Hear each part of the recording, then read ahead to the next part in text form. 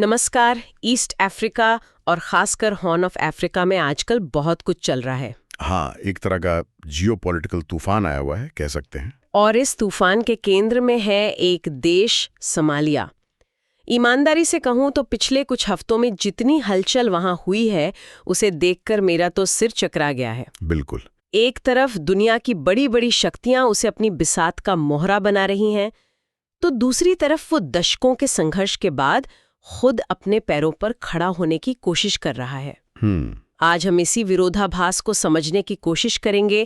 क्या ये अंतर्राष्ट्रीय दिलचस्पी सोमालिया को बनाएगी या तोड़ देगी? बिल्कुल। और इस उलझी हुई तस्वीर को समझने के लिए हमारे पास ढेरों रिपोर्ट्स, सरकारी बयान और जमीनी स्रोतों से मिली जानकारियां हैं। अच्छा। ये कार्यक्रम प्रोवेव एआई द्वारा प्रायोजित है और स्टाइलो न्यूज द्वारा प्रस्तुत किया गया है। स्टाइलो न्यूज एक एआई पावर्ड न्यूज एप्लीकेशन है जो सरकारों और बड़े बिजनेसेस के लिए बने स्टाइलो इंटेल ऑप्स सॉफ्टवेयर का कंज्यूमर वर्जन है।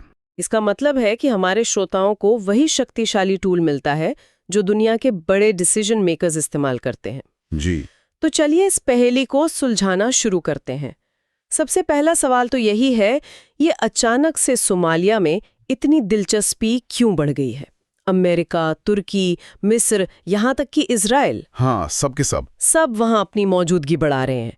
ऐसा क्या है सोमालिया की लोकेशन में? देखिए, इसकी लोकेशन ही इसका सबसे बड़ा खजाना और सबसे बड़ा अभिशाप है। अच्छा। ये बाबल मंडेब जल डमरू मध्य के पास है, जहां से दुनिया का बहुत बड़ा समुद्री व्यापार गुजरता है।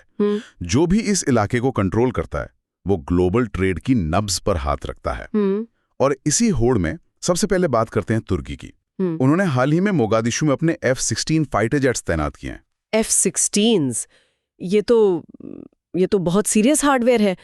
क्या ये सिर्फ आतंकवाद से लड़ने के लिए है, जैसा कि वे कह रहे हैं, या तुर्की यहाँ कोई बड़ा गेम खेल रहा है? कहने को तो ये अल शबाब के खिलाफ सोमाली सरकार की मदद के लिए है, लेकिन इसके पीछे तुर्की की एक बड़ी महत्वाकांक्षा है। क्या है वो? वो हॉर्न ऑफ अफ्रीका में अपना प्रभाव बढ़ाना चाहता है, खासकर अपने प्रतिद्वंदी देशों जैसे यूएई और सऊदी अरब के मुकाबले। सोमालिया में तुर्की का सबसे बड़ा ओवरसीज मिलिट्री बेस भी है।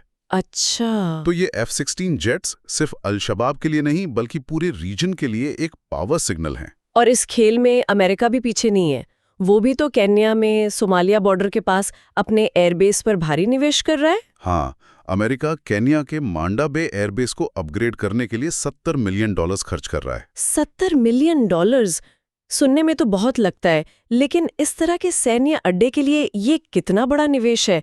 क्या ये एक सामान्य अपग्रेड है या ये इस क्षेत्र में अमेरिकी रणनीति में एक बड़े बदलाव का संकेत है? हाँ, बिल्कुल यही सवाल। तो जवाब है, ये एक बहुत बड़ा बदलाव है। ये सिर्फ एक अपग्रेड नहीं बल्कि एक तरह की किलेबंदी है। किलेबंदी? आपको याद होगा 2020 में इसी बेस पर अल शबाब ने एक बड़ा हमला किया था जिसमें अमेरिकी सैनिक मारे गए थे। हाँ, मुझे याद है। ये $70 मिलियन का निवेश उस हमले का सीधा जवाब है। अमेरिका ये दिखा रहा है कि वो यहाँ से जाने वाला नहीं है, बल्कि अल शबाब के खिलाफ अपने हवाई हमलों, खासकर ड्रोन स्ट्राइक्स को और तेज करने वाला है। तो एक तरफ तुर्की और अमेरिका अपनी सैन्य ताकत बढ़ा रहे हैं, लेकिन मैंने सुना है कि इस शतरंज के बिसात पर एक नया खिलाड़ी आया है जिसने सबको चौंका दिया है। इजराइल। हाँ, इजराइल, और उसका मोहरा है सोमालीलैंड। आपने बिल्कुल सही पकड़ा। ये इस कहानी का सबसे दिलचस्प मोड़ है।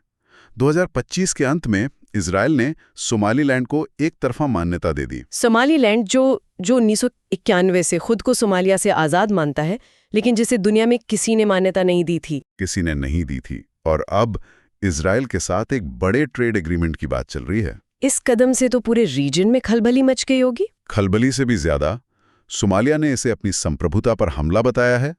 मिस्र और अफ्रीकी संघ ने इसकी कड़ी निंदा की है। लेकिन यहां असली कहानी पर्दे के पीछे चल रही है। हमारे सूत्रों के मुताबिक इजराइल के इस कदम का मुकाबला करने के लिए चीन और मिस्र एक साथ आ गए हैं। चीन और मिस्र? हाँ, और वे अपना इंटेलिजेंस और सिक्योरिटी सहयोग बढ़ा रहे हैं। ये तो एक नया गठबंधन लग रहा है। गठबंधन कहना शायद थोड़ी जल्दबाजी होगी। अभी के लिए ये दुश्मन का दुश्मन दोस्त वाली बात ज्यादा है। अच्छा, कैसे? देखिए, ये सिर्फ इजराइल को रोकने के बारे में नहीं है। चीन के लिए ये उसके बेल्ट एंड रोड इनिशिएटिव और जिबूती में उसके सैन्य अड्डे की सुरक्षा का सवाल है। और मिस्र के लिए? वहीं मिस्र के लिए ये नील नदी के पानी के विवाद में इथियोपिया पर दबाव बनाने का एक और मोर्चा है, क्योंकि इथियोपिया ने भी सोमालीलैंड के साथ एक पोर्ट डील की है। तो सोमालिया अब इन दोनों बड़ी शक्तियों के लिए एक प्रॉक्सी ग्राउंड बनता जा रहा है। वाह, मतलब सोमालिया की जमीन पर एक ग्लोबल चेस गेम चल रहा है। तो बाहर से तो ये F-16 जेट और बड़े बड़े निवेश दिख रहे हैं, लेकिन क्या इस बाहरी चमक दमक का असर जमीन पर सोमालिया की अपनी सेना पर भी पड़ रहा है? क्या वे अल शबाब के खतरे से निपट पा रहे हैं? यहाँ तस्वीर थोड़ी मिलीजुली है, लेकिन कुछ उम्मीद की किरणें जरूर हैं। जैसे कि सोमालिया की अपनी सेना, जिसे सोमाली नेशनल आर्मी या SNA कहते हैं, और उनकी इंटेलिजेंस एजेंसी निसा ने हाल के हफ्तों में हिरान और शबेले जैसे इलाकों में कई सफल टारगेटेड ऑपरेशन किए हैं। अच्छा। इन ऑपरेशंस में अल शबाब के कई बड़े कमांडर और उनके फाइनेंस को संभालने वाले लोग मारे गए हैं। इससे उनके नेटवर्क को काफी नुकसान पहुंचा है। लेकिन क्या सोमाली सेना ये सब अकेले कर रही है? क्षेत्रीय सहयोगियों की क्या भूमिका है इसमें? उनकी भूमिका बहुत अहम है। जैसे युगांडा, जो अफ्रीकी संघ मिशन का हिस्सा है, वो सोमाली सैनिकों को स्पेशल वेपन्स ट्रेनिंग दे रहा है। लेकिन यहीं पर एक बड़ी चिंता भी छिपी है। क्या चिंता? युगांडा के डिफेंस चीफ ने हाल ही में चेतावनी दी है कि अगर उन्हें फंडिंग नहीं मिली तो 2026 के अंत तक वे अपने सैनिक सोमालिया से वापस बुला लेंगे। लेकिन एक मिनट, अभी आपने बताया कि सोमाली सेना खुद सफल अभियान चला रही है, तो क्या वे इस शून्य को भरने के लिए तैयार नहीं है? यही तो $1 मिलियन का सवाल है। या फिर अंतर्राष्ट्रीय मदद के बिना उनकी सफलताएं टिकाऊ नहीं है? सच तो यह है कि SNA की सफलताएं अभी भी अंतर्राष्ट्रीय समर्थन पर बहुत ज्यादा निर्भर हैं, चाहे वो एयर सपोर्ट हो, इंटेलिजेंस हो या लॉजिस्टिक्स। अगर युगांडा जैसे अनुभवी सैनिक चले जाते हैं तो एक बहुत बड़ा सिक्योरिटी वैक्यूम बन सकता है, जिसे भरने के लिए सोमाली सेना शायद अभी पूरी तरह से तैयार ना हो। ये तो वाकई एक गंभीर स्थिति है। फिर भी इन चुनौतियों के बावजूद सोमालिया ने डिप्लोमेटिक फ्रंट पर एक बड़ी जीत हासिल की है। हाँ, उसे अफ्रीकी संघ की शांति और सुरक्षा परिषद के लिए चुना गया है। हाँ, और ये कोई छोटी बात नहीं है। ये कागज पर तो एक बड़ी जीत लगती है, लेकिन क्या ये एक विडंबना नहीं है कि एक देश जिसे खुद शांति सैनिकों की जरूरत है, वो अब महाद्वीप में शांति की जिम्मेदारी ले रहा है? इससे उनकी विश्वसनीयता पर सवाल नहीं उठेंगे? बिल्कुल, लेकिन इसे दूसरे नजरिए से भी देख सकते हैं। कैसे? ये सोमालिया के लिए एक मौका है ये दिखाने का कि वो एक फेल्ड स्टेट की छवि से बाहर निकल रहा है। ये उसकी अंतर्राष्ट्रीय स्वीकार्यता और वैधता को बढ़ाता है। तो ये इस बात का प्रतीक है कि दशकों के संघर्ष के बाद सोमालिया अब समस्याओं का हिस्सा नहीं बल्कि समाधान का हिस्सा बनना चाहता है। ठीक कहा। ठीक है, हम ये मिलिट्री स्ट्रैटेजी और डिप्लोमेटिक जीत की बात कर रहे हैं, लेकिन ये सब उस वक्त हो रहा है जब वहाँ एक भयानक मानवीय संकट सिर उठाए खड़ा है। सही बात है। अक्सर इन बड़ी खबरों में आम लोगों की तकलीफें दब जाती हैं। जरा वहाँ की मानवीय स्थिति के बारे में बताइए। स्थिति बहुत ही भयावह है। केन्या और सोमालिया दोनों देश एक विनाशकारी सूखे की चपेट में हैं। रिपोर्ट्स के अनुसार 20 लाख से ज्यादा लोग भुखमरी के कगार पर हैं। लाखों मवेशी मर चुके हैं, जो देहाती समुदायों के लिए उनकी पूरी जमा पूंजी होते हैं। इससे उनकी आजीविका खत्म हो रही है और पानी और चरागा जैसी घटती चीजों के लिए झगड़े बढ़ रहे हैं। क्या ये सूखा अल शबाब जैसे समूहों के लिए भर्ती का एक नया जरिया नहीं बन रहा है? जब लोगों के पास कुछ नहीं बचता तो वे अक्सर हताशा में। आपने बिल्कुल नब्ज पर हाथ रखा है। ये सिर्फ एक मानवीय संकट नहीं है, ये एक सुरक्षा संकट भी है। अच्छा। अल शबाब जैसी संस्थाएं सरकार की नाकामी और लोगों की हताशा का फायदा उठाने में माहिर हैं। वे अक्सर सूखा प्रभावित इलाकों में खाना और पानी बांटकर लोगों का समर्थन हासिल करने की कोशिश करते हैं और फिर हताश युवाओं को अपने संगठन में भर्ती करते हैं। बिल्कुल। तो ये सूखा सीधे सीधे संघर्ष की आग में घी डालने का काम कर रहा है। और सूखे के अलावा बीमारियों का भी प्रकोप है ना?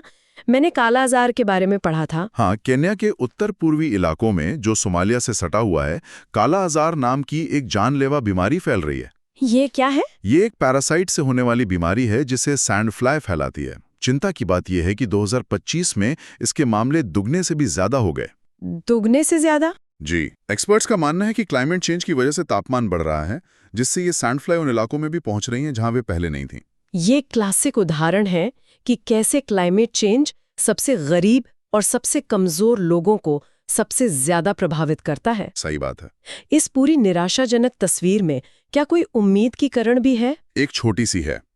15 साल की लंबी पाबंदी के बाद केन्या अप्रैल 2026 में सोमालिया के साथ अपनी सीमा को फिर से खोलने का फैसला कर रहा है। 15 साल बाद? हाँ, ये सीमा 2011 में अल-शबाब के हमलों के बाद सुरक्षा कारणों से बंद कर दी गई थी। तो 15 साल बाद सीमा खोलने का फैसला, क्या ये सिर्फ अर्थव्यवस्था के लिए है या इसके पीछे कोई बड़ी रणनीति भी है? दोनों ही बातें हैं। एक तरफ तो इससे व्यापार को, खासकर मिरा या खत के निर्यात को बहुत बढ़ावा मिलेगा, जो इस इलाके की इकोनॉमी के लिए लाइफलाइन जैसा है। और दूसरी तरफ ये रिश्तों को सामान्य बनाने की एक कोशिश भी है। शायद अब ये महसूस किया जा रहा है कि सीमा बंद करने से सुरक्षा नहीं बढ़ी, बल्कि तस्करी और अवैध गतिविधियां बढ़ गईं। तो सीमा को नियंत्रित तरीके से खोलकर दोनों देश सुरक्षा सहयोग को बेहतर बना सकते हैं। बिल्कुल। चलिए अब इन घटनाओं के पीछे के जो मुख्य किरदार हैं उनके दिमाग में घुसने की कोशिश करते हैं। अगर हम सोमाली सरकार के नजरिए से देखें तो उनकी सबसे बड़ी प्राथमिकता क्या है? सोमाली सरकार इस वक्त कई मोर्चों पर एक साथ लड़ रही है। उनकी पहली प्राथमिकता है देश की संप्रभुता की रक्षा करना, खासकर सोमालीलैंड के मुद्दे पर। दूसरी, अल-शबाब का पूरी तरह से सफाया करना। और तीसरी और सबसे मुश्किल चुनौती है अमेरिका, चीन, तुर्की, मिस्र जैसी बड़ी शक्तियों के बीच संतुलन साधना। वे किसी एक का पक्ष लेकर दूसरे को नाराज नहीं कर सकते। ये एक बहुत ही महीन कूटनीतिक रस्सी पर चलने जैसा है। और केन्या, वो तो राष्ट्रीय सुरक्षा और आर्थिक फायदों के बीच फंसा हुआ लगता है। बिल्कुल। केन्या एक क्लासिक दुविधा में है। एक तरफ वो मांडा बे बेस पर अमेरिका के साथ मिलकर अपनी सुरक्षा मजबूत कर रहा है, और दूसरी तरफ वो आर्थिक फायदों के लिए सोमालिया के साथ सीमा खोल रहा है, जिससे कुछ सुरक्षा जोखिम भी जुड़े हैं। उन्हें इन दोनों के बीच एक सही बैलेंस खोजना होगा। इन सब घटनाओं को देखते हुए हमारे श्रोताओं को आने वाले हफ्तों और महीनों में किन खास डेवलपमेंट्स पर नजर रखनी चाहिए? कई चीजें हैं जिन पर नजर रखना जरूरी होगा। सबसे पहले तो अप्रैल 2026, जब केन्या सोमालिया बॉर्डर के फिर से खुलने की उम्मीद है। ये देखना होगा कि ये जमीन पर कैसे लागू होता है। हाँ, और इसका व्यापार और सुरक्षा पर क्या असर पड़ता है। और मिलिट्री फ्रंट पर 2026 के मध्य तक मांडा बे एयरबेस का विस्तार पूरा हो जाना चाहिए। उसके बाद सोमालिया में अमेरिकी हवाई हमलों में तेजी आ सकती है।